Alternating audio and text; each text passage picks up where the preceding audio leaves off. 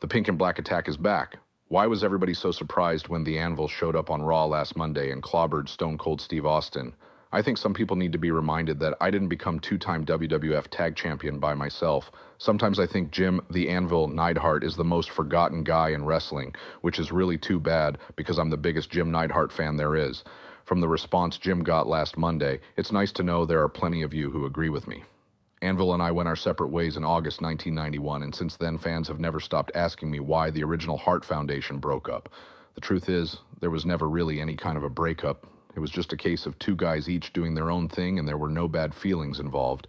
Jim wanted to regain the tag straps, and I wanted the World Wrestling Federation heavyweight title, which, as Jim never stopped reminding me, was a cocky aspiration for a tag team guy who hadn't even proven himself in the WWF singles ranks yet.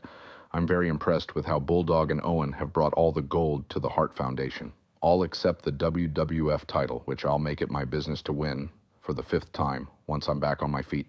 It's the first time in WWF history that the tag team champions each hold 2 titles. Davey is European champ and Owen is IC champ.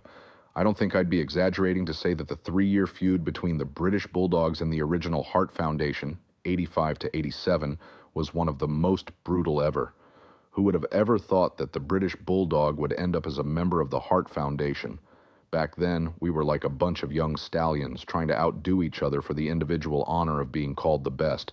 Now we're fighting to restore the honor of the sport. We've come to the sad realization that unless we do something about it, good technical wrestlers like us are a dying breed. Winning the Intercontinental Championship. My brother Owen has proven to himself and to everyone else that he's good enough to walk in my footsteps, which is quite the opposite of getting lost in my shadow. It bothers me that some of my fans here in Canada still think I'm a bad guy because I've turned on the Americans. I blame all the confusion on the WWF because that's exactly what they want you to think. The problem is that the WWF is run by Americans, and Vince McMahon is going out of his way to take every chance to lead all the fans to think I'm some anti-American traitor. 90% of the WWF's shows are in the United States, and so they've adapted to present that gory, bloodthirsty product that the American wrestling fans buy. The WWF doesn't like the idea that I'm putting together an international army of wrestling fans to fight to restore what's right and what's decent.